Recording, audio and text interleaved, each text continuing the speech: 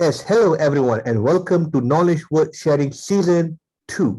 The podcast has taken a slight break from the first season to give way for me to undergo important training, a life coach training in JSCS.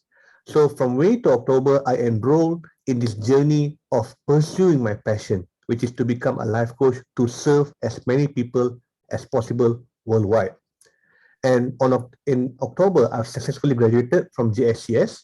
And throughout the journey, I have figured out or discovered my coaching niche, which is anti-discrimination, which is come pretty natural to me because growing up myself as an Indian in Malaysia, we've gone through severe discrimination here.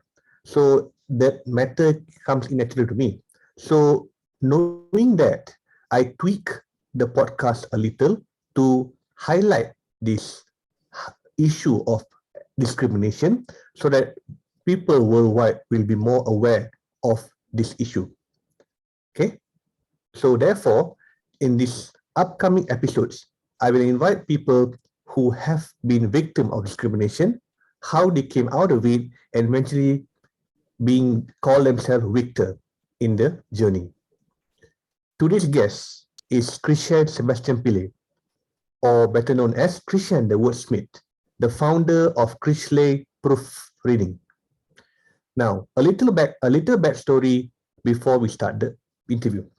Okay, Chrishanne is a dear friend of mine who I got to know through one of the session in Own New Story. Since then, we've been talking almost daily on WhatsApp and also on Facebook, and we have many interesting exchanges. And I find her truly insightful person.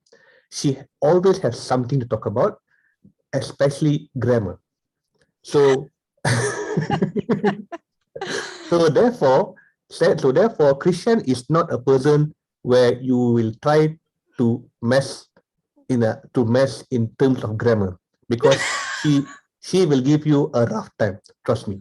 Okay. Oh, wow. So so Christian, welcome to Knowledge Worth Sharing Season 2. Thank you, Yuva, for the warm welcome. I know you extended this invite a couple of months ago, but it's been a very hectic and busy time. And finally, I do have a little bit of free time. And I think this is a good way to start 2022. Absolutely. So I'm happy to be here. And let's see how our dynamic and interesting conversation goes today. Yeah. Awesome. And as wise people say, better late than never. Right. So yeah. Yes. So off camera, we'll be talking for hours. So it'll be interesting to see how long we can sustain this conversation in this podcast. Yes, on Okay. camera, this is going to be the experiment. Yeah. Interesting ahead. So yeah, so let's start with the first question. Okay, so Christian, to the listeners of Knowledge Worth Sharing, tell us more about yourself, about your career, and how you grew up. Okay. I I am actually a middle child. I've got older and younger brother and sister. So I'm right in the middle. So the reason why I mention this is that to me is actually a big influence on some of the skill sets, some of the characteristics, and it is very what shall I say? It is a very important part of who I am today and how I've developed and how I progressed over the years. Okay, so uh, I have a tertiary degree, Bachelor of Arts in Communications, specializing in public relations, and a sub specialization in human resources. So in a way, I'm a pioneer in my family because my elder siblings did a UK education, and our Malaysian education system is based on a British education system. Now, you survive our Malaysian education system because I have photographic memory, and I am detail oriented and meticulous. So unlike some of my fellow students who studied the whole year round, you know, there's a term they say study hard and study smart. I studied smart. Okay. My fellow students went the study hard route.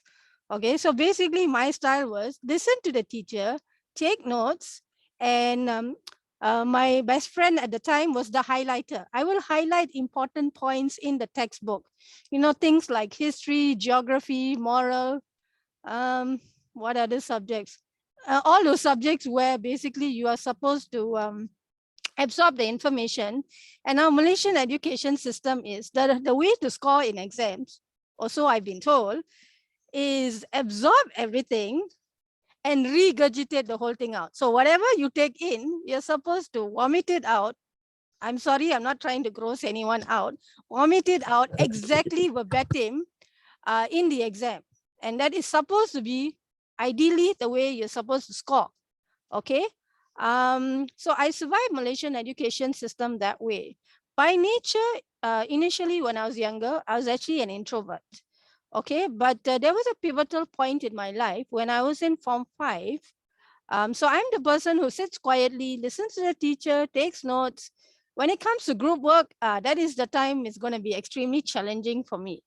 I do have friends, but you can say, you know, everyone naturally has their clique of friends. You know, they will hang out together, they will think alike and whatever not. So group work was a little bit of a challenge for me. So sometimes the teacher had to intervene and say, okay, Chrishanne, uh, uh, um, okay, Chrishanne, do you have a partner? If I say no, okay, so and so, partner up with Chrishanne. So sometimes it's someone I know quite well. Sometimes it's someone they don't know me that well, but okay, we for that assignment or whatever, we sit and do it together. Okay, so going back to the point where I said I'm a middle child, I realized no offense to my siblings or my family members. I realized as a middle child, before I knew there was this term called middle child syndrome, if I want something, if something is important to me, say a goal, I need to rely on myself, focus on it, and get it done. So because of that reason, from a young age, I'm highly independent. Okay, and one of the few good things about being a member of my family, and perhaps also you can say a strong influence from my late grand uncle, whom I'm very close to. He was my mentor and confidant and all that. Is I'm very good in doing research, not research in the academic sense, but research when it comes to, you know, when you want to buy something, say a microwave or fridge or something. Or in the case of my late uncle, he wanted a kutuvalaka board for his daughter's upcoming wedding. I did all the research for him, and you know, all that stuff is done before you actually get to the shop, see the stuff, and decide whether to buy. Okay, so being a middle child, as I said, I'm highly independent, and I'm that meant I developed certain characteristics, like I'm very determined, I'm very persistent, and I'm very resilient, as well as I'm proactive. So if there's something that I don't know, but by nature I'm a very curious person, uh, I will proactively look for the information. Obviously, I will look for it in written form, whether it's in the newspaper. Now, in the last couple of years, with the day and age of the internet, it's very easy. You've got Google, you've got YouTube, you've got Wikipedia. Okay, so coming back to where I said I'm a pioneer in my family is I chose to do an American degree. Okay, and I knew I was going to face resistance because my family is a very conservative and traditional family. My paternal grandfather had a certain way of doing things. So my father, the eldest, then my uncle and my aunt were brought up a certain way. And those ways of doing things, decision making, values were conveyed towards the next generation. Okay, so I still do observe some of those values, but because I'm open-minded, I'm proactive, I'm positive thinking. You can say at times I am like a minority in my own family, because I think very differently from my family members who, unfortunately, like most people, they focus on the worst case scenario or the negative things. I'm not saying I ignore that, but that's just a teensy bit of the things I would think about. Okay, so that in essence is so coming back to the story about me. I knew I was going to face resistance. I did my research. I said, give me 1 semester, and I had to pitch this idea to my uncle, because unfortunately, my father passed away in July of 1994 of a congenital heart condition, which he didn't know. The doctor said it's either aggravated by stress, or, as you get older, it may flare up. In his case, a problematic staph contributed to his high level of stress. So he underwent the operation, he survived, but a couple of hours later, sadly, he passed away. And, the medical staff tried to resuscitate, but sadly, they couldn't do anything. So my uncle became the head of the family with my father's passing. Okay, so I had to pitch the idea to my uncle, and I said, um, my learning style is different. Okay, I survived Malaysian education system because I can memorize. I got photographic memory. Please let me pursue this American degree. So I did my research on which are the nearby colleges, which are the American universities that came down. Okay, and the beauty of the American degree is this liberal arts. Unlike a UK education, if you're studying accounting, you study everything related to accounting and finance. And an American degree is more liberal arts. You study things like cultural geography, world civilization, which in Malaysia we call sejarah dunia, world history and all that stuff. So it's a very nice mix. Not only is it in your area of specialization and subspecialization, you also learn about other things. So basically, that makes you a very well-rounded person. You can talk about most any topics under the sun. Okay, and I said, give me that 1 semester. Let me prove to you this suits my learning style. So when the results came out the first semester, my uncle had to keep his mouth shut. He could not say anything because there was a significant difference in how well I did with in the first semester of my degree versus how well I did in SPM. Despite me, being able to memorize and photographic memory and all that, it just suited my learning style more. Okay, now coming to the career, we move forward a little. I have more than 10 years working experience in administration in different industries, and a combined 2 to 3 years working experience in customer service and public relations. I've also done quite a bit of volunteer work, partially because I do like to help people, and also the uncle I told you I was very close to. He was also a secretary general of a NGO in the Asia Pacific region. And that's how I expanded my knowledge base as well into areas which were his area of expertise. And I met experts and senior peoples in other fields. Okay, so that's how I expanded my knowledge base and met people who are experts in their own field. I think I'll stop here, Yuva. Is there anything else that you would like to know? Thank you for the quite elaborate introduction by yourself, Chrishanne.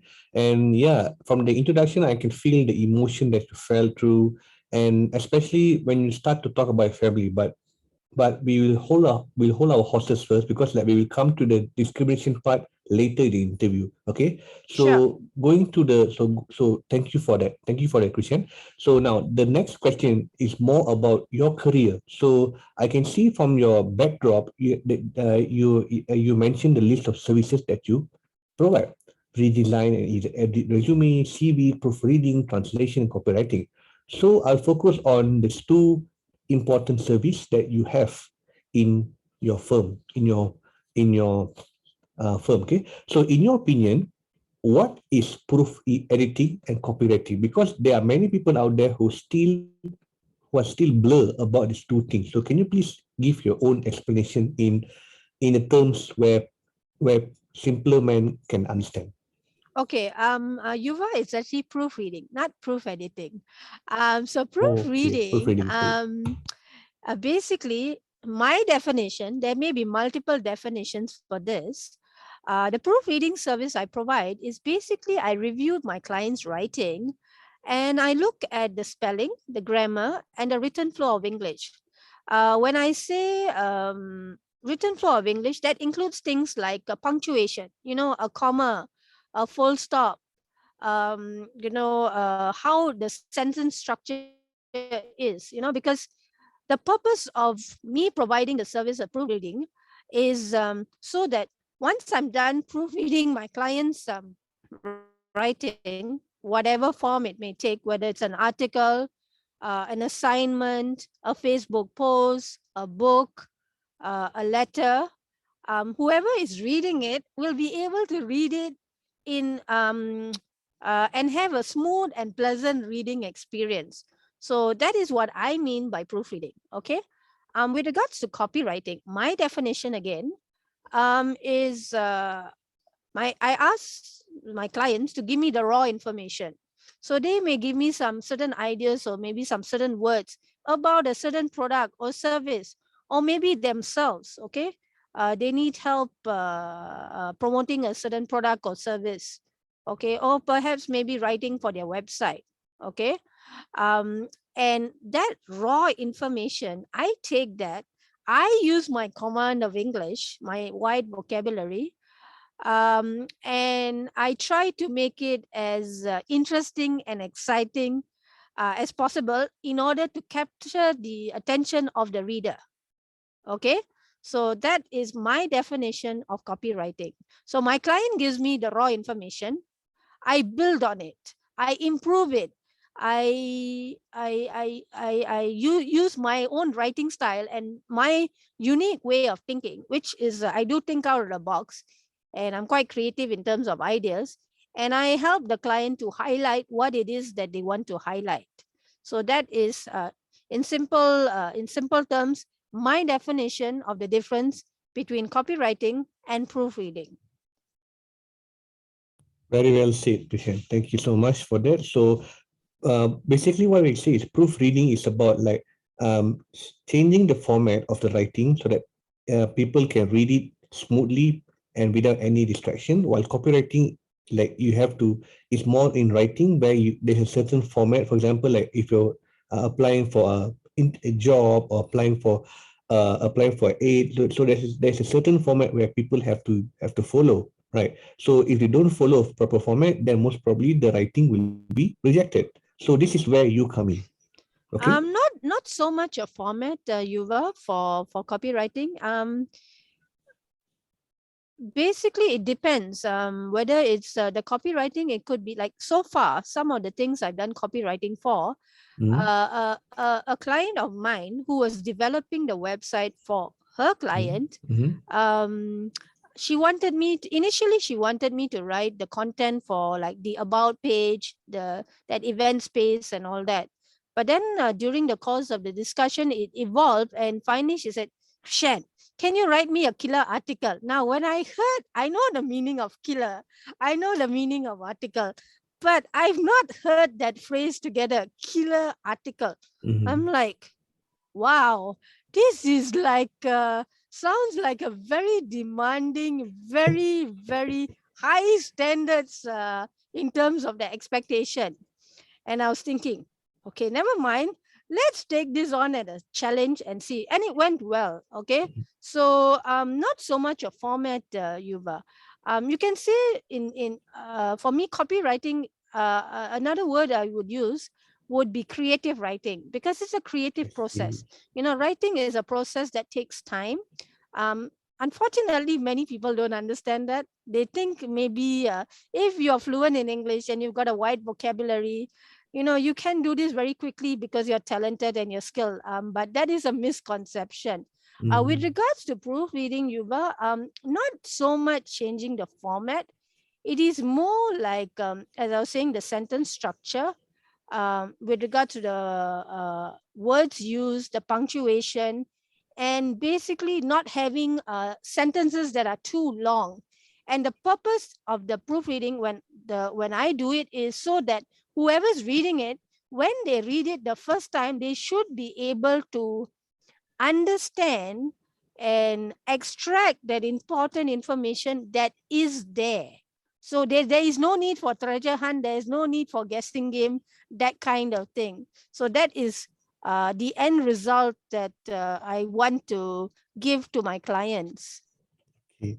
Very well said, Chrishanne. And indirectly, you have answered one of the questions as well, because people tend to confuse between copywriting and proofreading. So you have distinguished it brilliantly. I hope the listeners do benefit from that and they can have their confusion sorted straight.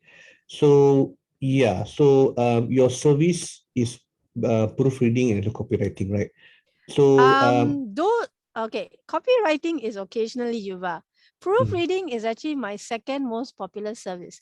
I My most see. popular service and niche area is redesign and edit resume or CV. Shall I tell Okay. you why I decided to offer this service? Because Okay. it's a little bit unique. Mhm, Okay. Basically, when I was doing my degree, I did a credit transfer. So I spent 15 months here, and then I transferred the credit to Hawaii Pacific University. So I mhm. spent 3 years in Hawaii. Beautiful place to live, work, and study. Wow. And it was basically, you can say it was a once in a lifetime experience, because basically I studied with the world, because there were Mhm. students there from over 100 countries. Wow. Okay, so it's a very global, a melting pot, multi-ethnic, multi-cultural experience. Mhm, Okay, so one of the courses we had to take, the general, what they call the general subjects. In Malaysia, I think they call it what, pengajian in the tertiary education. Here is they call it career skills. Okay, so there were two things I had to do. One is design my own business card, and the other one was to write my own resume. Okay, the business card thing was not rocket science.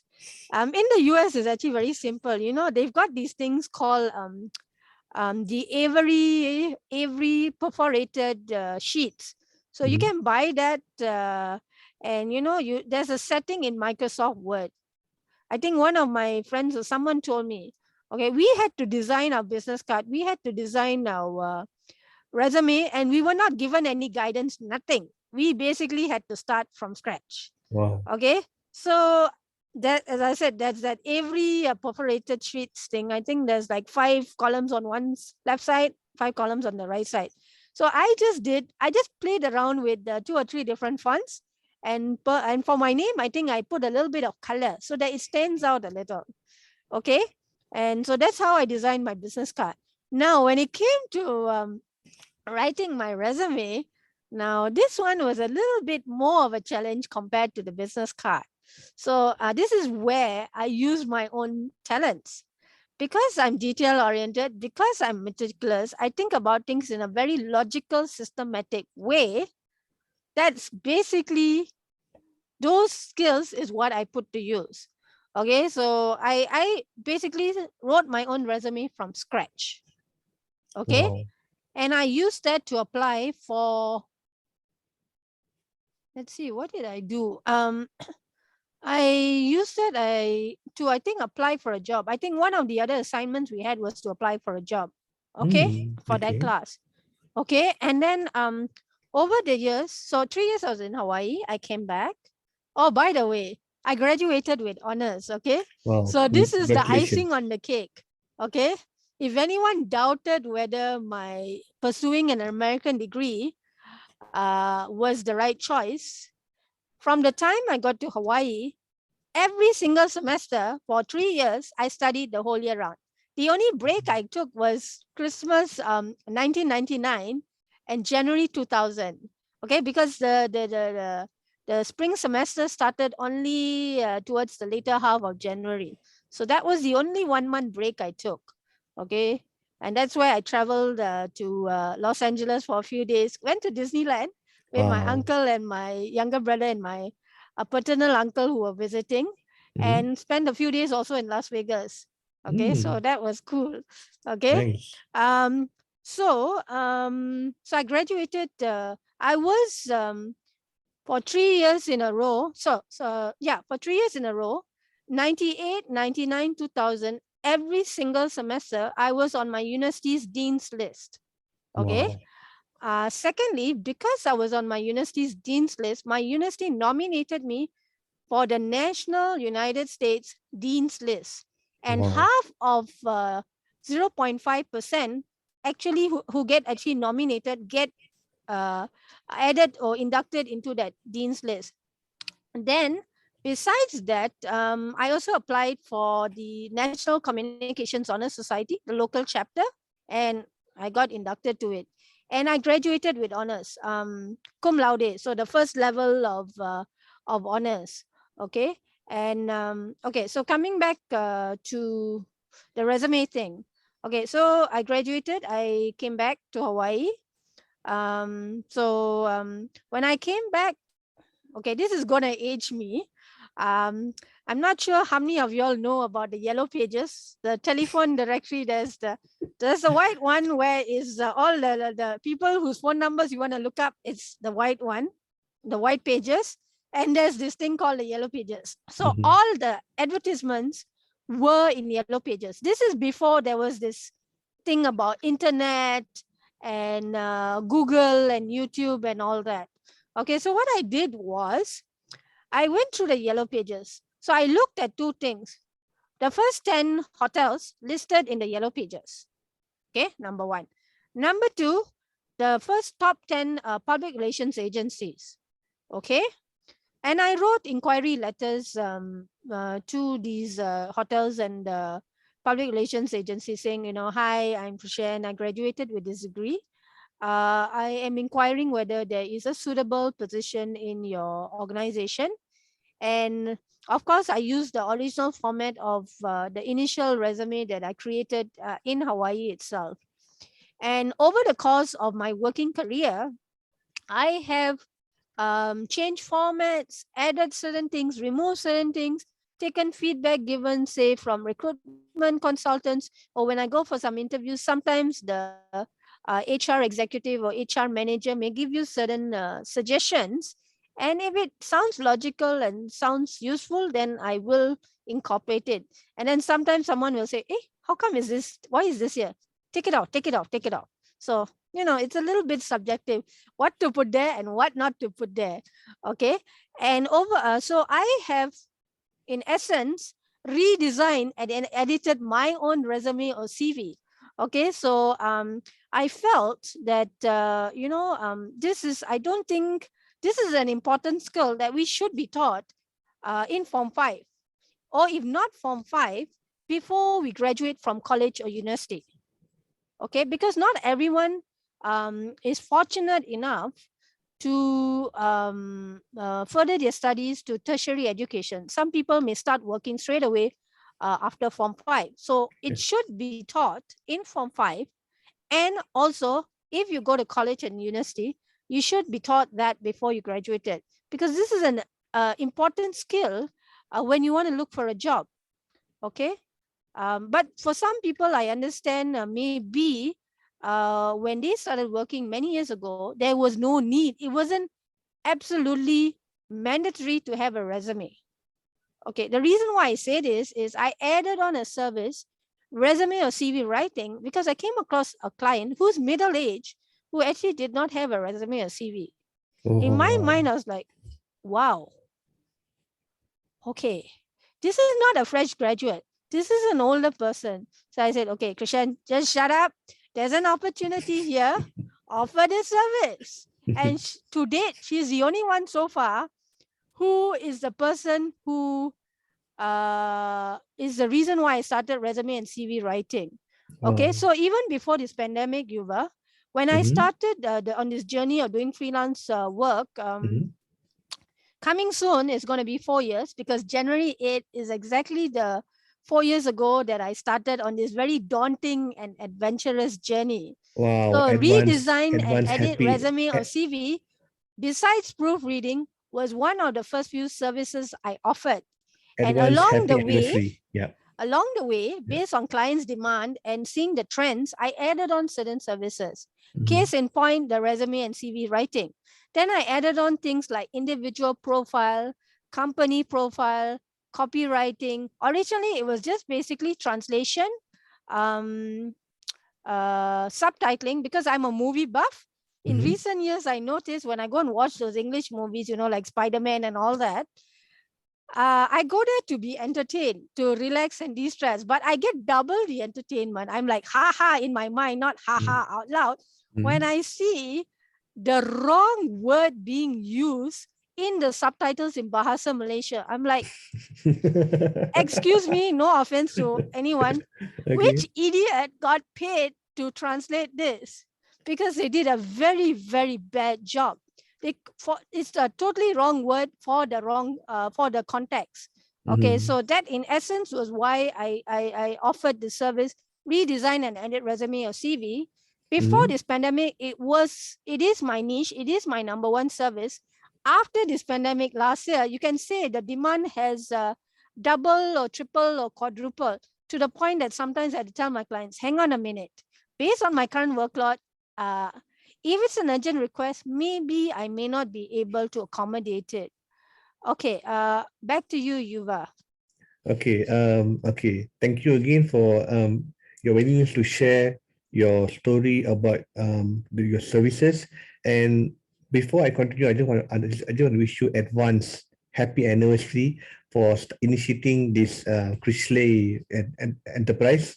And I wish you many more years ahead of great fortune and good luck in your services. Thank you, Yuva, for the well wishes and the encouragement and the positive energy. That means a lot to me.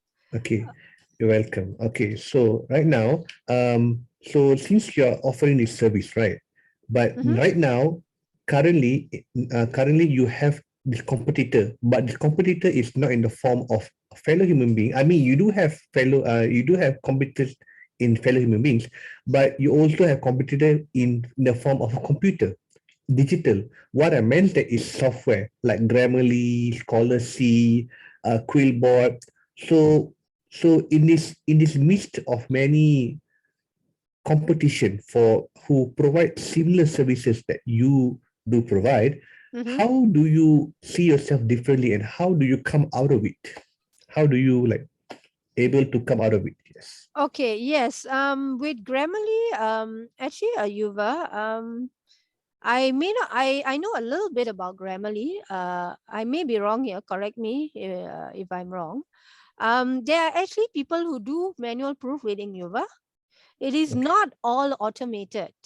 Perhaps maybe there could be an option there for automation. But what I know about Grammarly, based on what one of my friends actually suggested, perhaps I could sign up to be a person who does manual proofreading on Grammarly. Okay, Really? so with regards to proofreading, as far as I know, maybe I just haven't heard about it yet. For Grammarly, there are actually manual proofreaders. Okay, I'm not sure whether artificial intelligence or the computer is actually doing the proofreading. But you can say, in Microsoft Word, I don't know whether OpenOffice has that. That's like a free outsource equivalent to Microsoft Office. Microsoft Word, you can say the machine is doing it because you've got what you call the spell check, which also checks your grammar. So you can say, in a way, a little bit the machine is doing, or the software is programmed to do it. Okay. So with regards to Grammarly, I can't say for sure what is the level of competition I have with regards to proofreading. With regards to the human beings who are doing proofreading, I have been doing this now paid. I'm doing this as a paid service for the last 4 years. I am not sure what is the number of people doing proofreading, and perhaps, as I said, there are many meanings to the definition of proofreading. I have come to know from a couple of clients of mine, that maybe some other professionals who are doing proofreading, or maybe they themselves are a little confused. Earlier, you were talking about some people being confused between proofreading and copywriting. There seems to be a little bit of a trend, Yuva, of some people getting confused between proofreading and paraphrasing. Oh, Okay, okay. because proofreading and just 2 days ago, there was a client of mine, which was it's a little bit of a complicated story. Basically, I thought this person was looking for my service. Okay, and I asked her where did she hear from me, and she heard from me from WIN, which is one of the very active and dynamic groups I've been in for 3 years. And I invited you, you were to join, and I think you like the very positive, empowering, encouraging environment. Absolutely, And you've yes. also done a little bit of shopping on WIN, especially I think cake for your mom's birthday. A little TMI there. Okay, so anyway, she heard about me from WIN, and interestingly, she actually approached her friend who she thought was doing proofreading, and that person said no, and that person had seen my post and kindly suggested me. So I said sure, and then eventually during the course of the conversation, I find out that she's actually asking on behalf of her friend. Okay, so I said Okay. okay. I think then if you're asking on behalf of your friend, it's best that I deal with your friend directly. So, she can clarify, ask whatever questions, I can ask whatever questions. Basically, initially what I understood was she wanted this master's assignment to be proofread. Okay. But when I got to talking to the actual client, prospective client, I found out and she sent me the assignment and I took a look at it. I realized she wants it to be paraphrased. Now, Okay. paraphrase is different from my definition of proofreading. Perhaps paraphrasing is part of proofreading that someone else does. Okay, paraphrasing is basically you see an article, say in the newspaper or an academic journal or in a book or something, and you like that the idea there, okay, the phrasing and all that, and you choose to use it. But in order to avoid being caught plagiarizing someone else's work, you are encouraged to paraphrase. Now, paraphrase means you make changes to the whole sentence. May not be 100%, but you make changes enough that it is not verbatim. It does not read 100% identical. Okay, that's paraphrasing. Okay, and this is something I realized in the last maybe 2 or 3 months. There are a couple of people who are like doing their masters or PhD, and they say they want proofreading. But during the course of the conversation, sometimes I find out, oh, okay, they actually want me to paraphrase. But if I know ahead of time, while we are still in the discussion stage and we have not confirmed the request, and I'm not already working on it, then it's easy. I can tell them whether it's something I can do. Sometimes, very rarely, a few times I found out later that actually the client wanted it to be paraphrased. So then I tell them, I'm so sorry, but well, I did the best I could based on the information you gave me. So if you need it to be paraphrased and that information was not given to me ahead of time before I started working on it when we were still discussing, I apologize, but this is beyond my control. Okay, so there is a reason I think why I brought this up. It is tied into the question you asked me about competition and all that. Okay, Yes. because like academic writing is another style of writing altogether. So Yes. that I am not trained in that area. Yes, I may be familiar because I did tertiary education. I have a degree, but I'm fortunate enough that I did not have to do a thesis as part of my degree. Some degree programs in the bachelor's level itself, you need to do a thesis. I think it's part of the honors program or something like that. I'm guessing because my sister's Bachelor of Arts is an honors program. Um, Okay, shall we go on to the next question, Yuva? Okay, sure. I mean, yeah, thank you. But the gist of what you said just now, I mean, like you explained that the major differences between proofreading and also paraphrasing. Because I'm honestly, being as a teacher myself, I'm quite shocked to see people confused between paraphrasing and proofreading.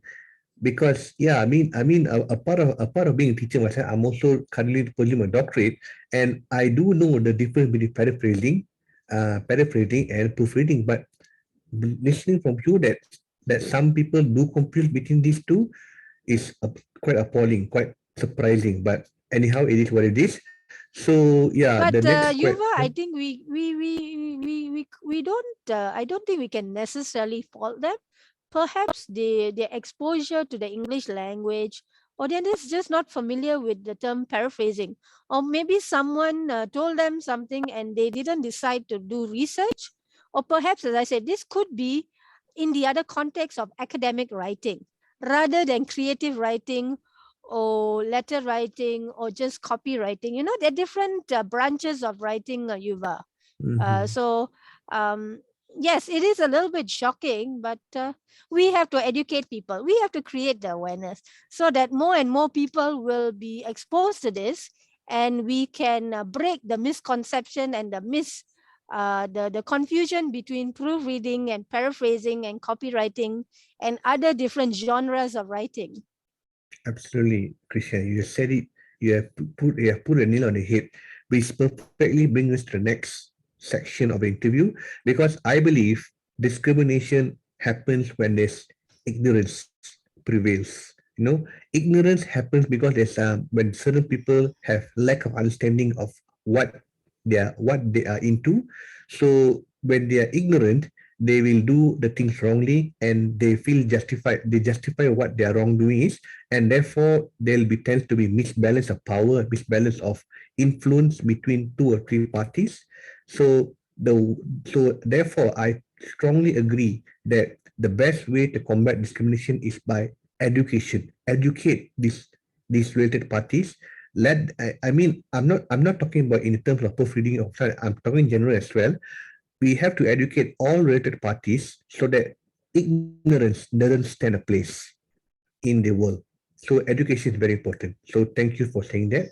So yeah, so talking about the next phase of this interview, let's this phase is to call as the Cinderella story. So Cinderella story is like this is where you will like share your how you I want how you experience the first discrimination, how you felt through it, how do you come out of it, and how do you appear as how you are today.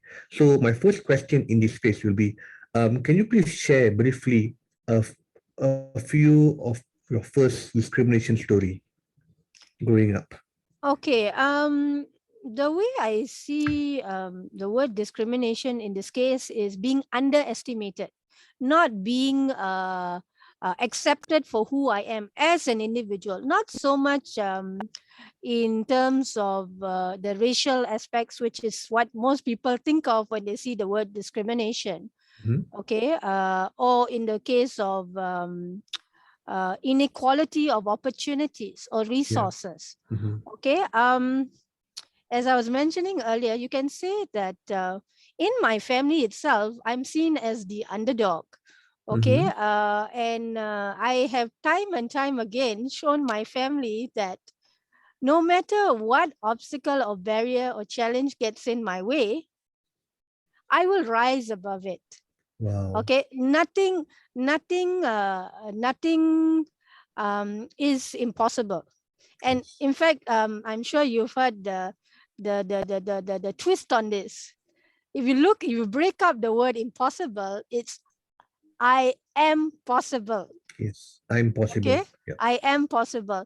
But I think very few people are aware of this. Those who are positive thinking and those who are open-minded and look at things from a thinking out of the box perhaps may know about this, or if they Mhm. don't know it, now they know this from me. Yeah. Okay, they learn something new. Okay. So I don't consciously see myself as the underdog, but you can say in a way I am put in that position. Okay. Okay, as I said, I'm a middle child.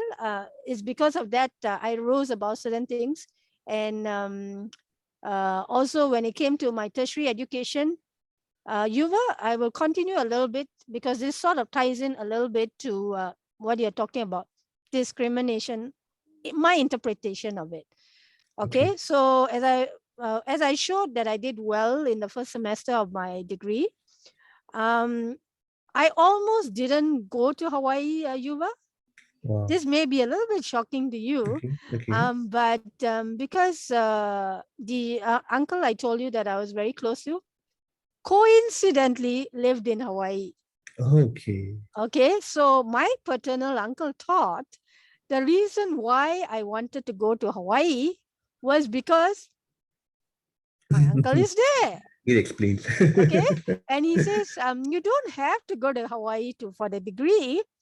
We'll send you on a holiday.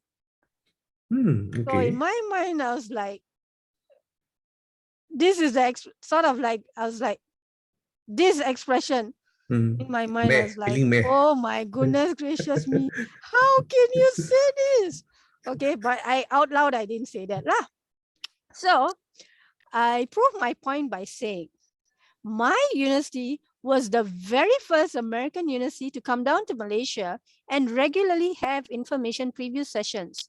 And they had these fact sheets where it tells you, you know, for communication degree, for business, hospitality, travel industry management, and, you know, all their various popular programs. It tells you what are the basic subjects.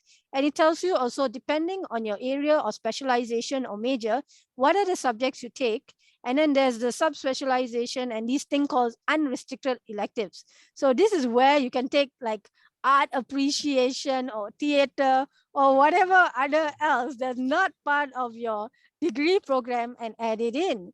So I told my uncle, it's a mere coincidence that the first American university that ends up coming to Malaysia with these information preview sessions and provides me with the most comprehensive information is from Hawaii. Okay, mere coincidence. Mere Okay, coincidence. Yeah. so telling me that we'll send you on a holiday, you don't need to go there to complete the degree, was not an option in my mind. My mind was set. This is one of the few times where I succeeded despite the resistance I faced in my own family. Okay, so this is one. Then also coming back to something, I don't know whether you shared about this in your previous podcast sessions about Form 5, moral. Believe it or not, I mentioned this to you. I don't know whether anyone else, most people are going to laugh when I say this. Okay. Believe it or not, I actually went for moral tuition. Really? I went for moral tuition because my paternal uncle is a teacher. Okay. He's a teacher, and he taught at a secondary school. I think it was always secondary school. He started off as a, what do you call it? Those days they call a substitute teacher. Okay. Then he went Substitute. and to the teacher training college and all that stuff. So at the time when I was Form 4, Form 5, yeah, I think in Form 5 itself, I actually went for moral tuition to his colleague, a very nice, pleasant lady.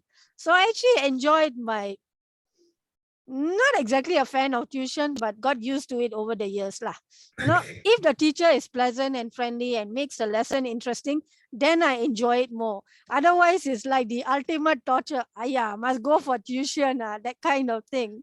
Okay, so I actually went for tuition. So as I told you, Yuva, I'm detail-oriented, I'm meticulous, I've got photographic memory, I can memorize. So you've got these moral values, 16 moral values, and sub-moral values. I memorized those things.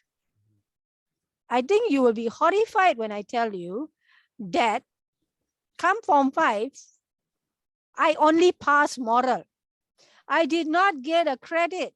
It was not a distinction. Wow. I was shocked myself. Mm. I was like, what is going on here? Mm. But at that time, I didn't know some things which I learned in later years. Mm-hmm. The reason why I mentioned this, Yuva, is I'm tying this to something that you told me previously. And in one of your podcasts, I think 2 months ago, which you shared to me, where you were talking about different aspects. You were interviewed by three or four lovely ladies, and they asked you various questions about your journey Yeah. in coaching and as a teacher Yeah. and all that. Yeah. Okay, and your PhD and all that. Mm-hmm. Okay, and you mentioned discrimination. This is where I believe, based on what you told me, and also I heard about it, is it looks like, sadly, because I belong to a specific ethnicity. You and I are from the same ethnicity. Yep. Not to get racist, this is Malaysia, this is the fact. Mm. For those who don't know, you now know. Yep. Okay. If you know, you know. You know, if you didn't YYK. know, you now know. If you are from the non-dominant ethnic group, okay, when they actually mark the exam strip, there is a discrimination going on here. So this is one of the things I think explains why I only pass, knowing that I should have at least gotten a credit, a high credit, okay, not a pass. Okay, so that is another example of discrimination. Then another discrimination that I can talk about, which I think most people face. I don't know as a teacher whether you face this, Yuva. In Malaysia, you can say if you are Chinese, most positions are open to you. Okay, don't ask me why. There are several reasons. And this is something you can see in the Job Street advertisement, in the newspaper classifieds, in WOB or whatever online portal. And, now I think since last year and all that, there's even classifieds on Facebook. Okay. The recruitment consultant told me, and I asked, certain positions, the employer wanted a Chinese person. And when I heard one of the reasons, it was mind-blowing. I was actually horrified. And the reason why they wanted one of the reasons why they wanted a Chinese person was supposedly they are reliable, they are professional, and they don't gossip. They do the work. Okay. Now this was like, oh my goodness gracious me. This is unfair. Okay, very, very unfair. Okay, and I'll talk about a little bit of a stereotype because this ties into discrimination a little also. Okay, sure. And this could be also maybe, I don't know whether this is true for Chinese, okay, or this is true for Malays. Okay, in any ethnic group, not everyone is hardworking, not everyone is dedicated, not everyone is trustworthy, diligent, and all that stuff, right? Right. Yeah. Okay, let's just say when you are applying for a job at that particular company, if say someone from the same ethnic group from you was employed there, they get through the interview process, they get hired, then perhaps, I don't know, their quality of work is not up to the expectation, or maybe they take MC often, or they're lazy, or whatever, or for some reason the expectation that the employee has and the supervisor has, it doesn't gel. Okay, and say that person is not persevering, not determined, not resilient, perhaps they may give up after a certain period of time. Maybe 1 week, 1 month, I don't know, a certain period of time. And then you see there's a pattern like that happening in that organization. And you have an open mind. You're all excited. Okay, here's an opportunity for me. Perhaps, if the interview goes well, they ask the questions, I answer it well. I have the qualifications, the skill set, the experience, and all the knowledge and all that. Perhaps, things may go well. There potentially may be a job offer from this organization. And then later you find out Like there was I tie it into the Chinese thing because there was a well-known hotel. I applied for a position. They did not mention they are actually looking for Chinese speaking or a Chinese person who is Chinese. After I applied for the job, I went through the interview. I followed up about a week or two later. I find out I am not shortlisted because I'm not Chinese. Another thing, Yuva, is this. I think this is still true. The boss is Chinese, the company is Chinese, the client is Chinese. So they want a Chinese person. Number one, comfort factor. Secondly, a small minority, if you are not Chinese, but you're proficient in Mandarin or Cantonese, perhaps maybe you have a chance. So hopefully more of those kinds of opportunities are there, Yuva. So these are the main examples of discriminations that I have personally faced that I can share. Wow. I mean, yeah, thank you for sharing this, I would say, the dark history of yourself, like how you go through this dark phase in your life, like being discriminated just purely based on your skin color and your race. And it's quite And unfortunate. my being underestimated for my capabilities as well. Yeah. Yuva? Yep, that too. So yeah, I mean, like this is stem purely on ignorance. As I said earlier, the root cause of all this is ignorance. So if these people could just educate themselves, try to don't give space for any ignorance in their heart, in their life. Just educate themselves to learn more about other people from other communities, other beliefs, and just focus on their talent, and just pay attention to what they can actually contribute to the organization or to the community in general. So yeah, so thank you for sharing that. So my next question in the phase of the Cinderella story is, how do you come out of it?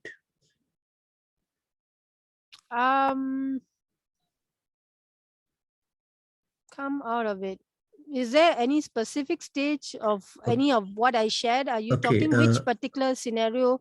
Okay. With Okay. regard to my tertiary education, I shared that already. Okay. Perhaps maybe not so much discriminate. Okay, maybe being underestimated. Let me tie this into my freelance work. Okay. Okay. 95% of my prospective clients are actually very pleasant, down to earth, considerate, understanding people who what shall I say? They know I'm capable of what I'm doing because they may have seen my posts either on my personal Facebook page or my business Facebook page, or in select Facebook communities in which I post. Or some of them maybe are referrals of some of my satisfied clients or some of my friends. Okay. So as I said, 95% of them are easygoing, understanding, easy to work with people. But there are some people I can say who very fussy, very difficult. Perhaps they have some bad experience personally or professionally. They may bring that to in their interaction to me, or perhaps they engage someone else's services before mine. Okay. I have had a couple of challenging clients to deal with. Okay, some of them you can say I would use the word micromanaging. Okay, because even though from the beginning I've basically given them all the information they need, I find out which service they need.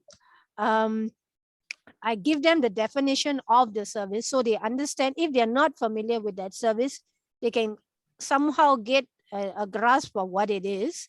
And then I will also tell them what is the starting charge. And then I will also ask them, is this an urgent request or is this a regular request? The difference between urgent request and regular request is, depending on my current workload, okay, let me start with regular requests. Regular requests, first come, first serve, I attend to it. the inquiry. And then, some clients are just inquiring because they're curious. They may have come across my post, or someone told them about me or something. They just are doing information gathering. They're doing research. Not everyone who contacts me is actually ready once to give me to answer my questions and to give me the necessary materials for me to evaluate their requests and to give them an estimated completion date based on whether it's an urgent or regular request, my current workload, and give them a quotation as well. Okay, so there are a couple of my clients, I have already laid it out. I tell them, this is my workload based on the information you give me and what you need me to do, the level of simplicity and the level of complexity and all that. I will tell them, this is the estimated completion date. I will also tell them, sometimes I will also tell them so that they get an idea of that I'm actually busy with how many client requests.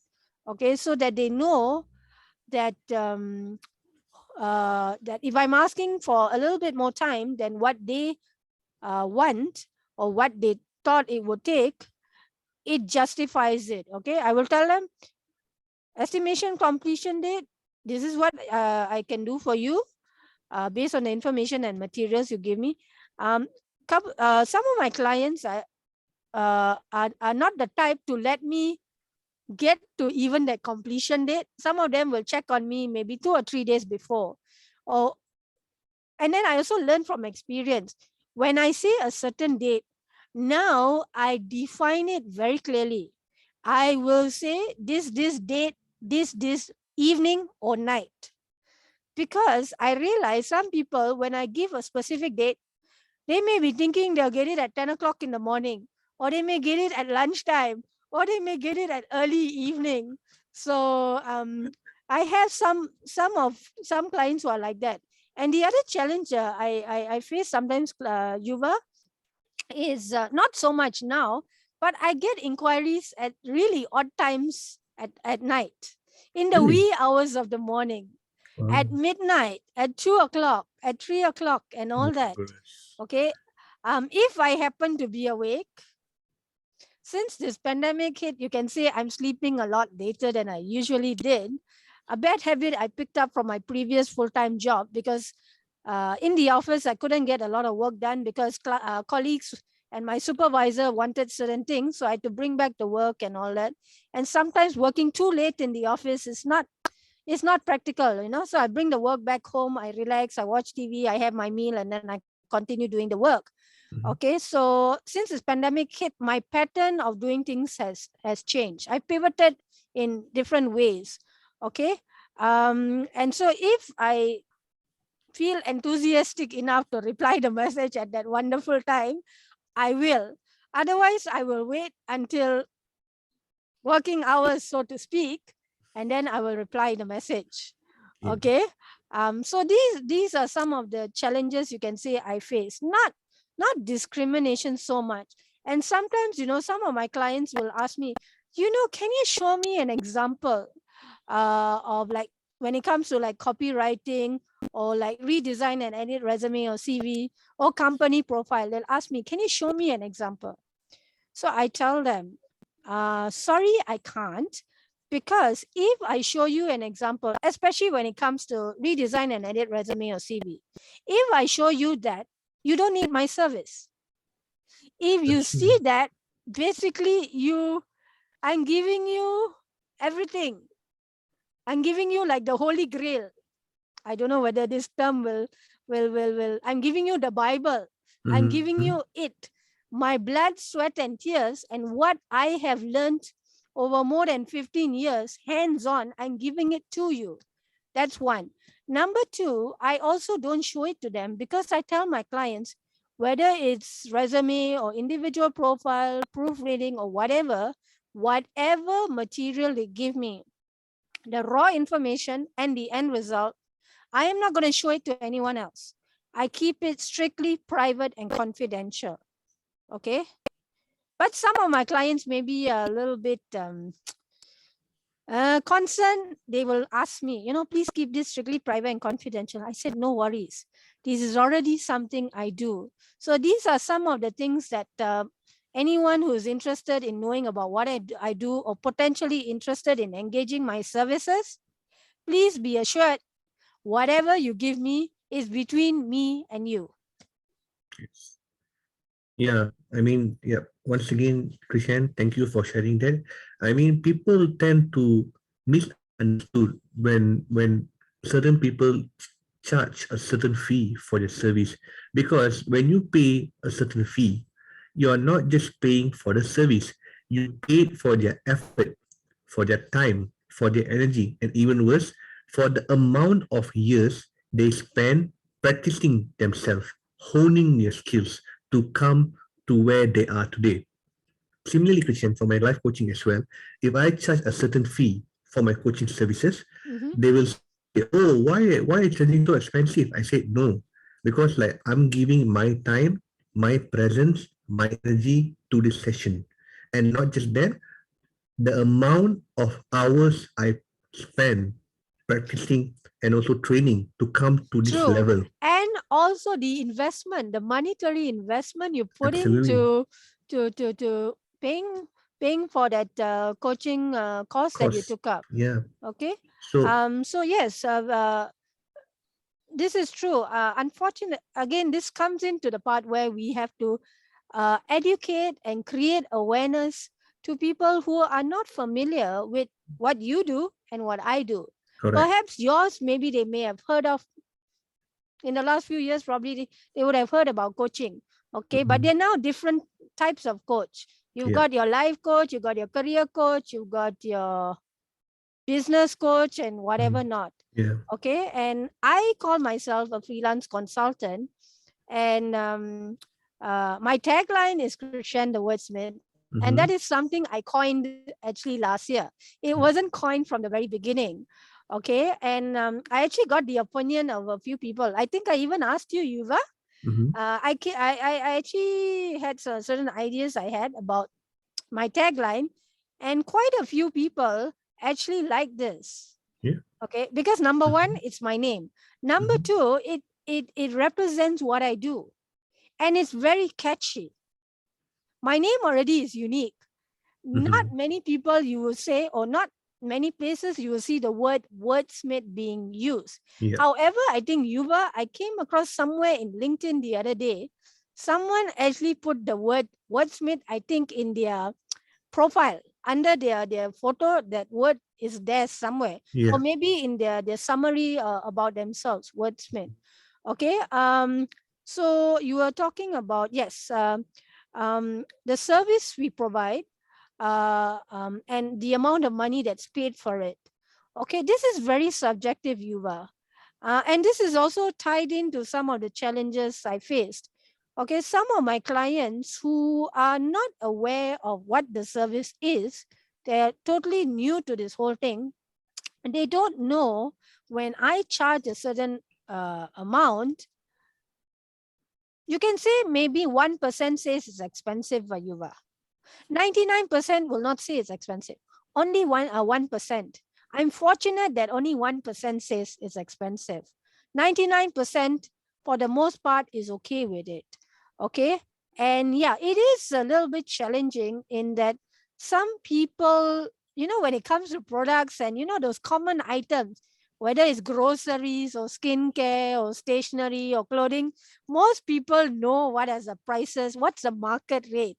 Mhm. But when it comes to coaching, when it comes to written communication skills, which is what I provide, um, it is subjective, because the person's education, the person's experience, the person's level of skill, the person's expertise, as you were saying, the years that were spent hands on, honing and developing and sharpening. See, this is like it's like a tool. It takes some time to sharpen the knife, right? If Yeah. the knife is blunt, you put it against that sharpening stone, it's Yeah. going to take you quite some time to sharpen it. Your Correct. arm will be aching, your wrist will be aching. something will happen lah. Okay, Yeah. it takes some time. Okay, so most people don't understand there is a lot more variables and things, components to take into consideration when it comes to yourself quoting for your coaching services, myself quoting for my written communication services, Yuva. And that's why I do something called starting charges. It is not set in stone. So depending on the complexity, the simplicity, whether it's an urgent request, whether it's a regular request, how much of my own personal talents and expertise I have to put into it, these are some of the things that are factored in when I provide a quotation to my client. Okay. There are exceptions to what I said just now about Yuva. I said 99% said it's not, only 1% says it's expensive, and it's very subjective, Yuva. When it comes to money, everyone has their own different weighing Justification. scale Yeah. or calculator when it comes to gauging what is reasonable, what is affordable, what is too low, what is too high. In fact, Yuva, some of my friends in one of the groups in which I started off as a buyer, and then I transitioned, besides being a buyer, a supporter, I transitioned into first advertising my services in that community in Facebook. Okay. When I was volunteering at the bazaar, one or two of them said, we were just talking about what I do and all that. When I said, how much I was charging for proofreading or how much I was charging for resume, they was like, what? So low? So I said, oh, low? I said, well, there is a reason why I said it at this. I did sort of evaluate and gauge my service, my skills and experience and talents. And when it came to proofreading, I actually asked someone else who's a bit knowledgeable in freelance and proofreading and all that. So my first client for proofreading, my first client for resume writing, my first client for redesign and edit resume, it was a win-win situation. They actually got the cheapest, if I can use the word cheap, the cheapest, lowest charge that I had. Okay. And then after some time, as more people got to know me, and I know I have proved to my clients that, I have met my own high standards. So if I can meet my own high standards, I'm pretty sure I can meet the high standards of my clients, unless there is something in my clients' expectations that they have not told me. So I'm not psychic. I'm not a mind reader. Sometimes I've had to be with some of my clients because I understand that some people struggle to communicate what it is they want, what are their expectations. So we start off with 20 questions. Okay, not quite 20 questions, but maybe 5 or 10 questions to break the ice. Okay, and then finally they may get an idea of where we're going with this, or get an idea of who I am and what I'm offering, and then perhaps in their mind they may have figured out what it is they are looking for and all that. Okay, so the exception I'm trying to say is Yuva, there are some of my clients, maybe before this pandemic, some of my clients have various challenges financially. They are maybe in a tight position. And also after this pandemic, I noticed for about a month, even though I make sure that my charges are it is affordable, so that it's reasonable so that 99% can afford it. There are exceptions to this. Occasionally, I do make exceptions and I do lower down a little my quotation, but it has to be by a certain quantum, Yuva, because this is my only source of income.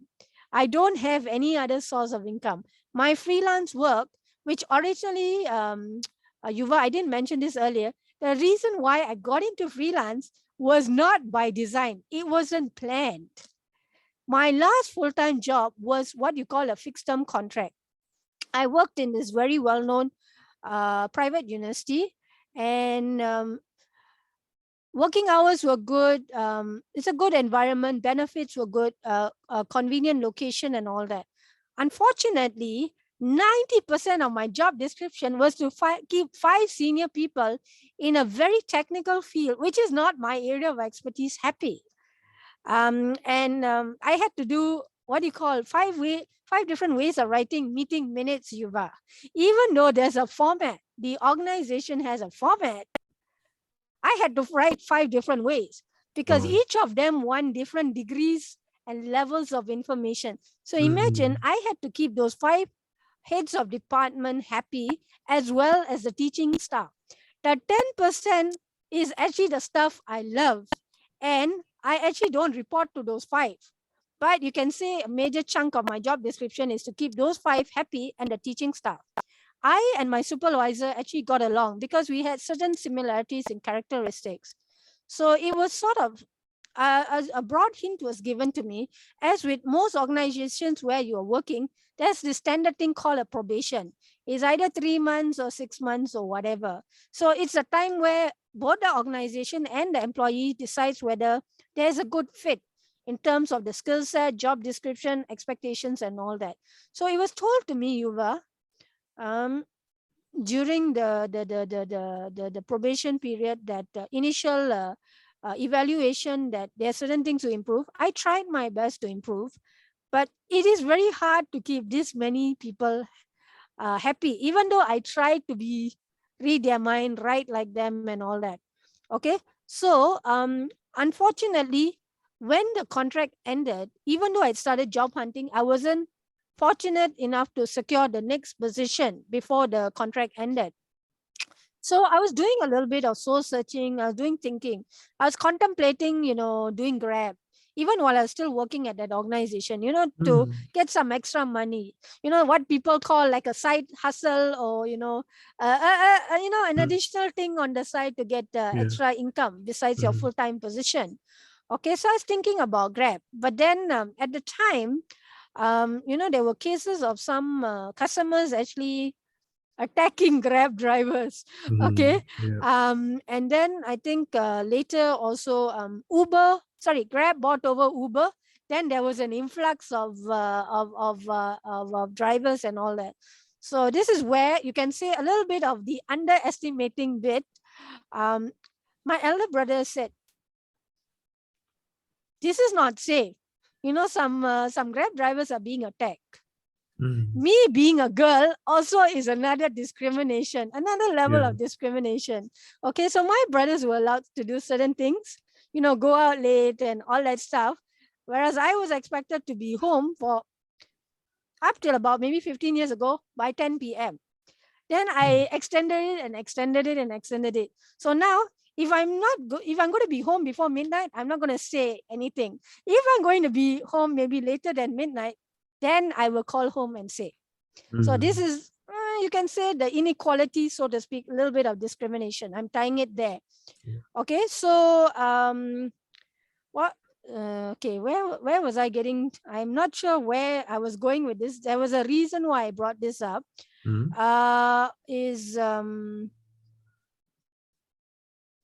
Yuva, do you remember what were we last talking about? Okay, there was a reason why I went in this tangent, so to speak.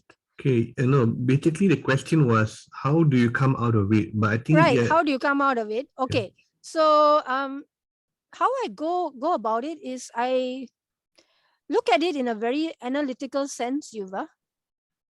I catalog my capabilities.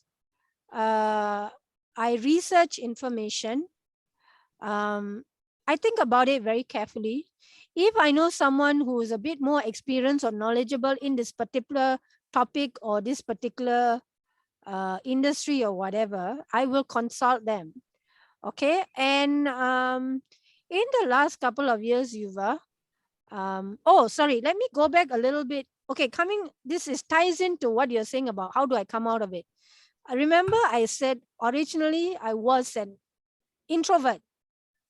What changed in Form 5, later half of Form 5, is one of my friends who actually knew me from primary school we also went to the same secondary school.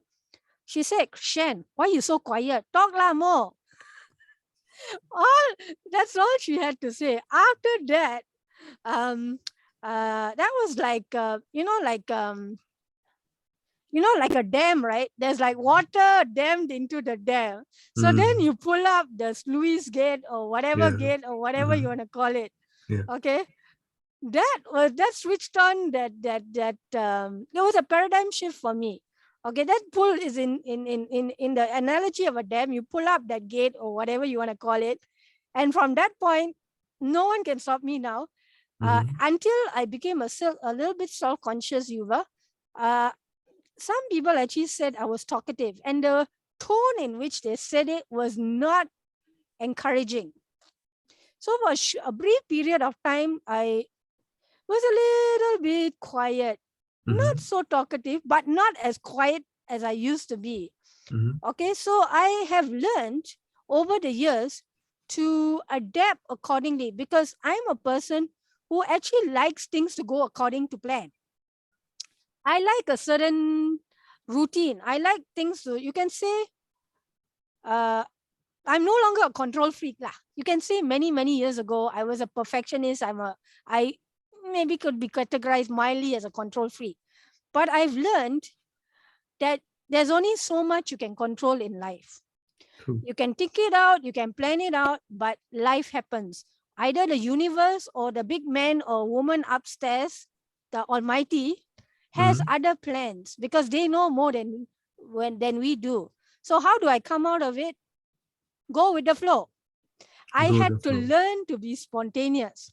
I had to learn to inject a certain portion of being agile.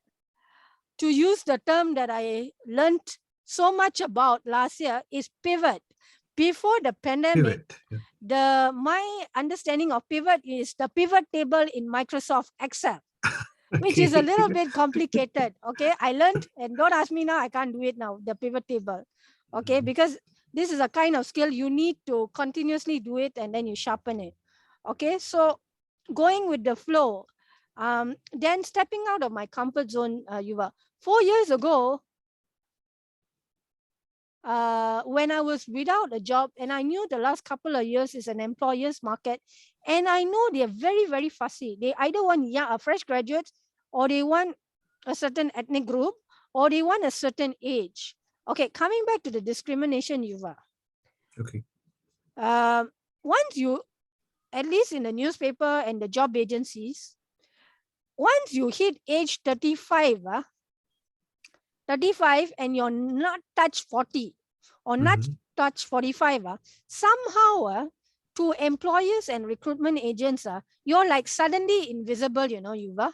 Oh, okay. Don't ask me why.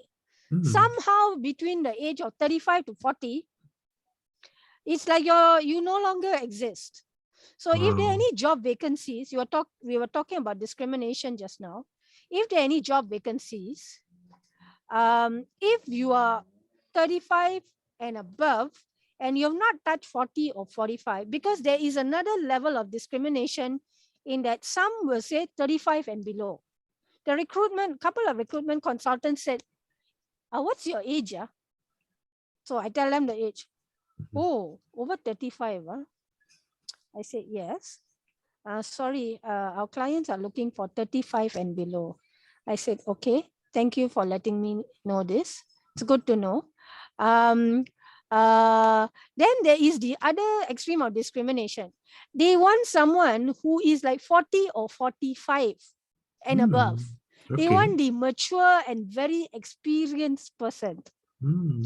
Okay, so there is the 35 and below, and there is the 40, 45 and above.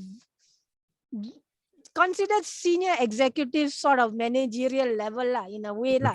Okay.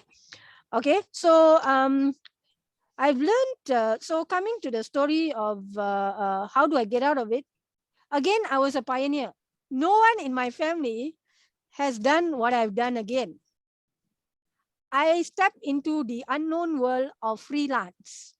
I'm not sure exactly how I came up with the idea of doing freelance. while I was doing soul searching, somehow, somewhere, I don't know, maybe I read the term freelance somewhere. Okay. And that may have given me an idea. Or maybe I came across someone doing freelance. This is me yet again stepping out of my comfort zone and saying, okay, it's going to be a while until I get my next suitable full-time job. Now, what can I do to stay productive, earn an income, and, utilize the talents, experience, knowledge, skill, and expertise I have? So I started doing freelance from scratch, Yuva. No one to guide me at all. So this is, to use the analogy, I was going from the frying pan into the hot fire. Okay, it was a calculated risk, even though there were a lot of unknowns here. I wasn't sure how long I can do this, whether I would be able to financially support myself. I'm fortunate that I have certain resources that are being covered by my family members. So you can say I am cushioned a little. Okay, even though I'm independent, but in certain aspects, there were certain things that are already provided for. Okay, so perhaps that helped me in getting past certain uncertainties. Okay, and in the last 4 years, so I actually constantly challenge myself, Yuva, and I still am constantly challenging myself because I've learned that they say change is inevitable. So Absolutely. might as well I make a constant choice and jump in rather than get dragged into the vortex, get dragged into the twilight zone. Okay, so I made a conscious decision to step out of my comfort zone.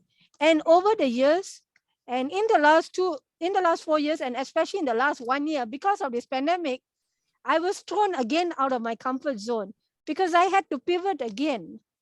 I had to change my approach. I had to spend more time creating awareness and changing my style of marketing my services and finding different ways and platforms of reaching out to more people.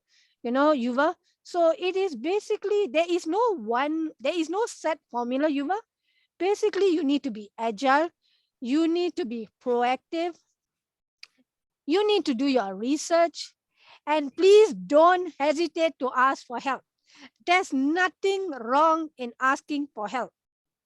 It is better to ask for help from someone who's more knowledgeable and experienced rather than having to reinvent the wheel.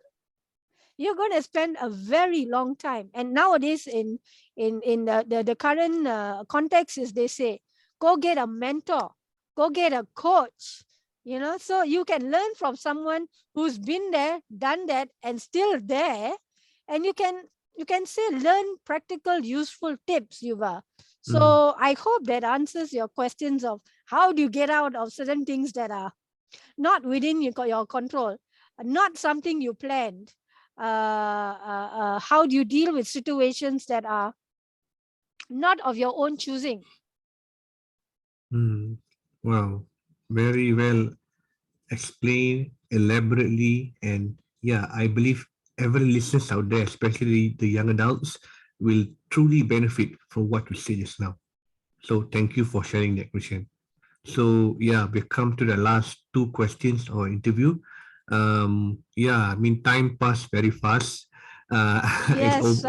It's I'm also noticing how much time has passed by, but I think it's been a very productive, dynamic, two-way conversation. Not so much absolutely, an interview, not so much a podcast, but a yeah, natural conversation because absolutely. we already know each other quite well. Yeah, yeah, and then being a close friend, Christian, just to give you all some insight. If there's a normal conversation over a WhatsApp call, it'll be over 2 hours, and she'll be talking 90% out of it. So, so this podcast is the testament of it. Yeah. So the next question: if you could turn back time, Christian, what would you change and why? I think there's only one thing if I had the power, the superpower of turning back time, if I had a time machine, so to speak, like the book, the War of the Worlds, there's a time machine by H.G. Wells. H.G. Wells, Okay, yes. and in some, like what is it, that movie, The Avengers? The Avengers, yeah. There's also the guy, Doctor Strange. Doctor He Strange, can yes. open up those time Man portals time, and all yep. that. No, and there was Ant-Man. Ant-Man. Ant-Man's one, but also Doctor Strange, I think, in the Avengers. Yep, correct. Yep. Ant-Man can shrink size, Yuva. Yep, correct. Okay, so Doctor Strange is the one that can do all these things with time and all that. Yeah. What I would want to change if I had a choice is I would still be in Hawaii, Yuva. Okay. Okay, because even though I spent 3 years in Hawaii, as I was mentioning to you earlier, I hinted at it, that 3 years was a whole lifetime altogether, Yuva. Wow. Yeah. It is more than 3 years. Okay. As I told you, I studied with the world. It's a multi-ethnic, multicultural experience, and that American degree suits my learning style. I am, as I said, I told you I'm independent, right? And this is another thing, another challenge when it comes to Malaysian education system. We are told, listen to the teacher, don't ask questions. Whatever the teacher teaches you, whatever's in the textbook, exactly answer those questions, and supposedly you're going to score. Okay, but there was a little bit of a culture shock for me, Yuva. But thankfully, because I did 15 months here, when I was in Hawaii, there wasn't any major culture shock. An American degree is one, and in certain ways, even an Australian degree has certain similarities, I've been told. You are encouraged to do analytical thinking. You are encouraged to do critical thinking. You are asked to talk. Unlike here in Malaysia, shut up, listen to the teacher, don't ask questions. Okay, there they want you to ask questions. If you're quiet, then they're going to be wondering, is there something wrong with this person? Is there something the person doesn't understand, or maybe they are shy to ask the question or something? Perhaps they may thinking culturally, or maybe that person's personality is such. So I would, if I could turn back time, I would still be in Hawaii, Yuva, because part of my degree, there is actually an internship, what they call a practicum. Okay. And my university, that semester, I wanted to do it. They didn't offer it, Yuva. I had to write an appeal letter saying that this is part of my syllabus. I want to do this internship. I wrote the appeal letter, and thankfully I was successful. I was able to do the internship. Okay. So because I achieved actually a lot of things in the US, Yuva, not only did I graduate with honors, I even learned to drive in the US, Yuva. Wow. I don't think if I had learned to drive in Malaysia, I would have learned, but I don't know how many tries it would have taken, because by nature, I'm not a technically inclined person. In Malaysia, it's manual transmission. In the US, you've got auto transmission. And still, even though I had the most patient, kind, elderly gentleman who taught me driving, it took me the third time, as the phrase goes, third time's the charm. The third time I passed. Okay. And the culture and the environment is very different than Malaysia, Yuva. There is not this level of bureaucracy and red tape and stereotype and discrimination that you see here in Malaysia. You don't see that there. Okay. More or less, everyone is treated as equal. I did not, as far as I know, I don't recall being discriminated or looked at differently just because I was Asian. Okay. And when I was when I went to Hawaii, was actually the beginning of the start of the Asian financial crisis. That was also another reason why I almost didn't end up going, besides my family having some hesitation about it. I was fortunate enough that I was already enrolled and all that. Okay, some of my fellow Malaysians actually came back. They were there earlier than me, and because their parents were paying for their education, quite a few of them actually had to come back to Malaysia. Okay, and a lot of Malaysians were there also. So it was a home away from home, but there were also Malaysians, and I joined the Malaysian Students Association and all that. So I didn't really feel much about missing Malaysia. So I wasn't fortunate enough, like some of my fellow students, to get offered jobs before I graduated. And as I told you, I studied the whole year round with the exception of that 1 month break. So by the time I graduated, I was like, okay, I need a break. I need to relax. Okay, so I did not actively look for jobs. And you were in the US, my student visa was still valid. Okay, I did not, if you want to work, you need to apply on your own to get the working visa. Um, so, and this I'm going to relate to you very quickly something. I did internship in the Sheraton Waikiki Hotel. In fact, there is also a little bit of a story. My family, my degree in communication is actually not my first choice, Yuva. I wanted to do hotel catering and management. It's now known as hospitality management. But my family had some really weird ideas. Me being a girl, partially, they thought I'd be dealing with drunk customers for some bizarre reason, Yuva. And they thought that I wasn't willing to work my way from the bottom to the top. And they didn't think, they also thought perhaps I'll be working long hours. So this is them underestimating me. Okay, so when it came time to do my practicum, the internship, I said, this is where I had the last laugh. Okay, I did my internship in a hotel. Wow. In the Sheraton Waikiki Hotel. Okay. In the public relations department and the human resources department, because my specialization is public relations, my subspecialization is HR. And actually, there's a story also to this.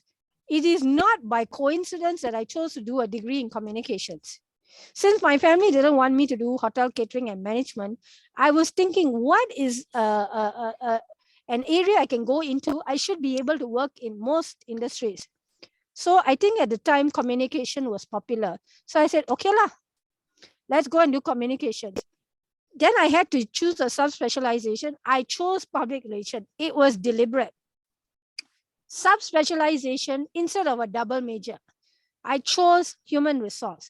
If you think about this, all these three areas, communications, public relations, human resources, all have to do with dealing with people. So this is me coming full circle from an introvert, becoming comfortable in being an extrovert. Okay. It's a complete 360 turnover, right? Correct. Paradigm shift, complete 360-degree change from introvert to extrovert. But even though I'm introvert, Yuva, I'm happiest when I'm around like-minded people and positive thinking people. But Yuva, I also need my me time. I need my quiet time to do my own thing as well. So you can say maybe at that time I'm a teensy bit introvert. Okay. So it is Hawaii. To answer your question, it is Hawaii, Yuva, because I did not foresee September 11, that terrorist attack happening. And since then, if you want to go back to the US, with the changes in the administration there, and after that terrorist attack, they've tightened up things, not just the US, Australia, Canada, and all that. They've tightened up things. It was always in my plan, Yuva. Hopefully, I will realize this in the near future, to go back and do a master's. I actually, in fact, did some research because my university, the president and the vice president of international relations, comes down to Malaysia regularly to, of course, before this pandemic. Every year, at least, they'll come down once, and then they'll also meet the alumni, and they'll go and meet the colleges and universities and look at collaborations and all that. I actually did some research about which master's program I can do, and Yuva, not do a thesis. Wow. Do you know, if I do a master's in communications, I don't have to do a thesis. No So nice. 10,000 pages or 10,000 words and all that stuff. I don't think you can get away with that in Malaysia. If I'm not mistaken, I don't think you can get away with that. Well, I have to disagree, Christian, because I did my masters in education coursework mode. So that means there's no thesis. So there are some courses in Malaysia where you can do masters with coursework without thesis, but you need to do extra hours. You need to, because if you're doing thesis, they will drop some courses because like the thesis itself takes a lot of credit hours. But if you don't choose to do thesis, you have to do extra courses to balance the credit hours, the required credit hours. So yeah. So I think that might be in your case, yeah. Okay, yeah, I just learned something new from you. Perhaps there are options in Malaysia, but well, doing the masters in communications was actually sort of a suggestion by my late uncle, because he said, if you want to come back to Hawaii, sure, but perhaps come back for a master's. Okay, so this has been an idea for quite some time, even before the pandemic. Hopefully, I am able to realize this dream of mine. It becomes a reality rather than just a goal or a dream. And if at all, another part to why Hawaii, Yuva, is, I love Malaysia very much. But in the 3 years I was in Hawaii, I love it so much. I was fortunate that my late uncle lived there. So I didn't really, I wasn't totally alone, but I was still independent. I was still doing things for myself, paying bills, laundry, cooking, driving, and all that stuff. Okay. I mean, even in Malaysia, I did some of those things, but it was a different level of independence altogether in Hawaii. So if at all it's possible, not only just to go and do a master's there, if it's possible, I would like to live and work there, Yuva.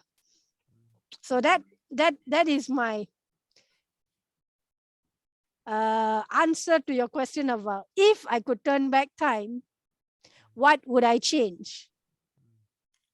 So HPU, Hawaii Pacific University, if you are listening to this podcast, there might be a warm homecoming to your favorite alumni in the near future. So we should brace for it. So, and now we come to the last question of this interview, Chrishanne. Sure. How can interested people who want to know more about your services connect with you and find out more about Chrishanne Enterprise? Okay, as you can see behind me, the virtual background, that is the exact spelling, CHRISHLEI, and then the next word, proofreading, as in PROOFREADING. Just type that in Facebook and you will come across my business Facebook page. Okay, so that's how you find me on Facebook. That's one simple way. Another way is on LinkedIn. Just type Chrishanne the Wordsmith and you will come across my profile. Okay, I'm also on Google My Business. That one is a bit long. I'm not going to mention that because the URL link is a little bit complicated. What else am I on? Yes, recently, as of month of November, I'm also on Shopee, Yuva. Wow, because about a month and a half ago, when I attended a recent training, and this is one of the things where I've been pivoting, is a lot of when I started, as I told you, I had no guidance, because one of the good things about the pandemic is a lot of free courses, master classes, and resources are made available, either free or at nominal prices. So I've been going full stream ahead also in upskilling and learning new things and gaining knowledge and skills and all that stuff.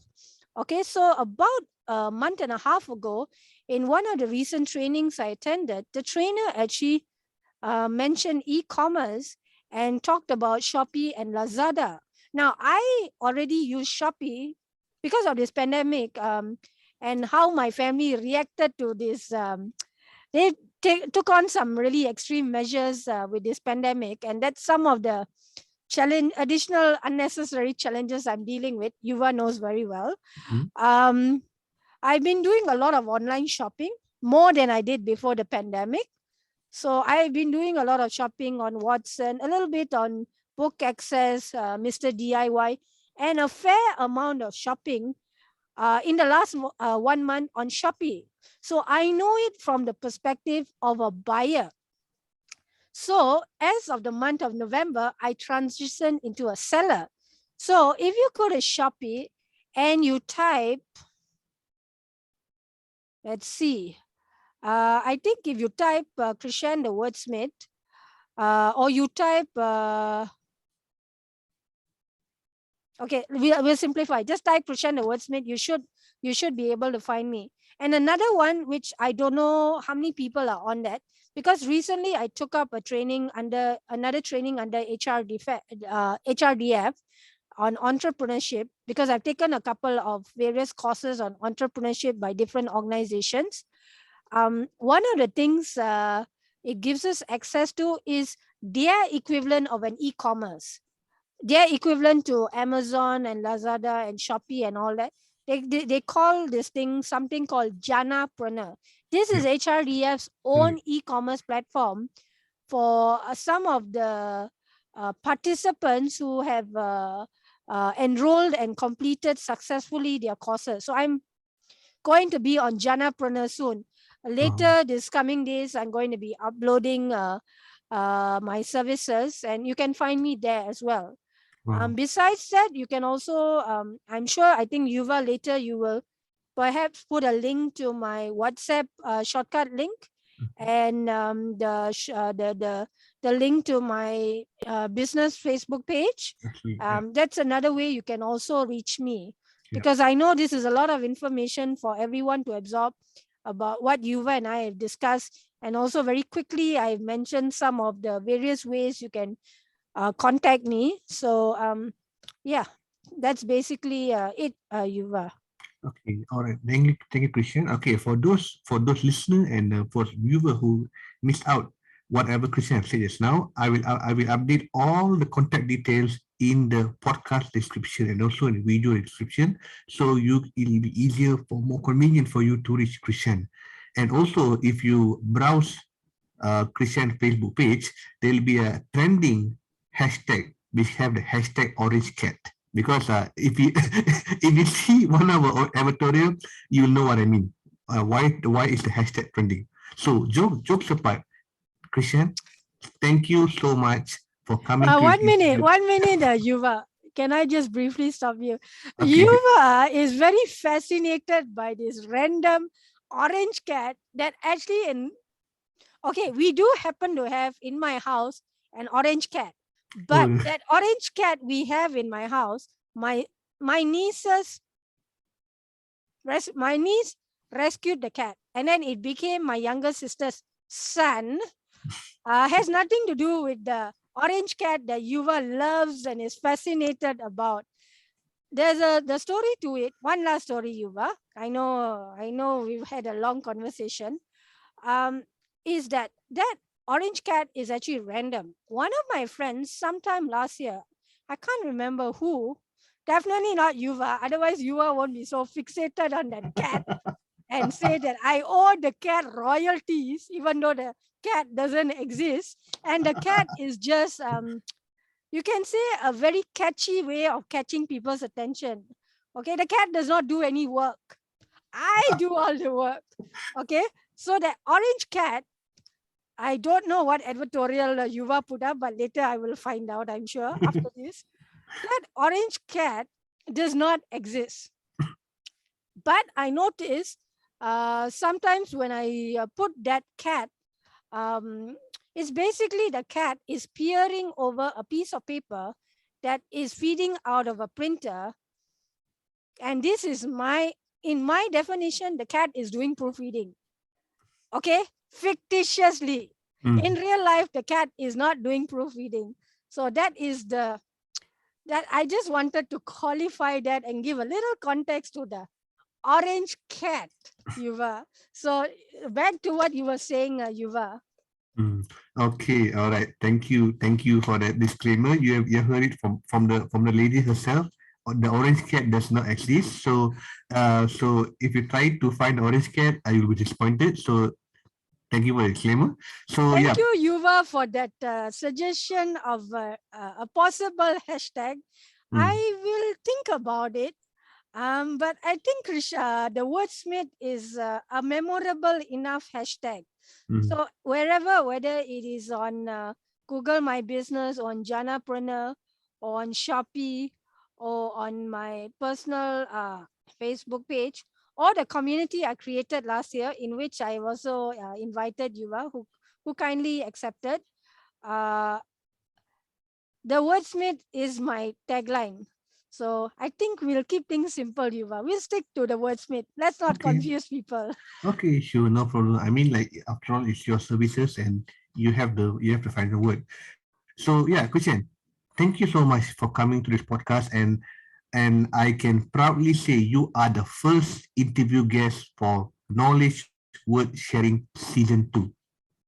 You have the privilege. You are the privileged first guest for the second season of the podcast. So as the like the Aesop's fable, there's the hare and the tortoise. I may be slow to the race, but the hare had the head start, right, running.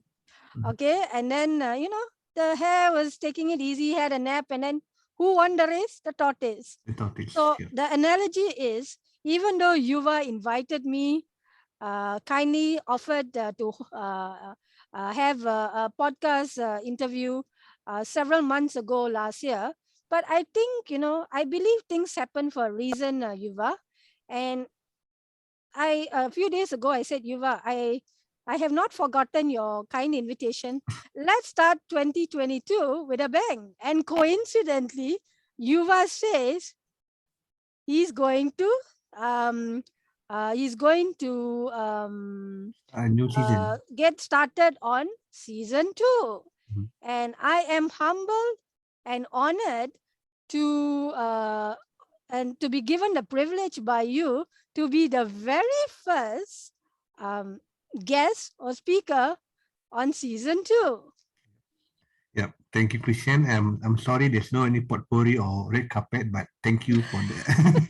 Thank you, thank you for being here today. And thank you so much. And I wish you all the best for I wish you all the best for Chrisley Enterprise and Christian the Wordsmith. May you get more clients, and may hopefully through this podcast, may the world know your capabilities and know what you can contribute to the world. So, Chrishanne, once again, thank you so much. Yes, thank you, Yuva. This podcast is also, I heard in some of the trainings I attended last year, podcast, writing a book, and getting interviewed in the media and all that. Also, other ways of getting the word out and reaching out to people and all that. So, thank you for your kind words and well wishes and positive energy. I too would like to wish you all the best in your new venture, which I believe you started about, I think about 2 or 3 months ago, Yuva, this Yes, your coaching venture. Yeah. Slowly but surely, little by little, step by step, I know you will succeed, because like me, you are also resilient. You also had your fair share of challenges. You still have your fair share of challenges. And, you and I are in the very empowering and positive and supportive community, the one that we are both in. And also, you can also feel free to offer your services in the Facebook community that I created as well, Yuva. I wish you all the very best with your teaching job, in completing also your PhD, which I know that is one of your main goals this year. as soon as possible this year to meet the next convocation, I believe, if it's possible. Finger crossed. And I am more than happy to help spread the word about what you're doing, because what you're doing is also a niche area, Yuva.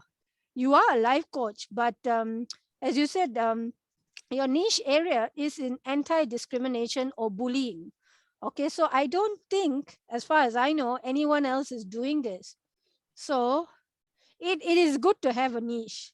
I mean, it's also good to have competition, healthy competition.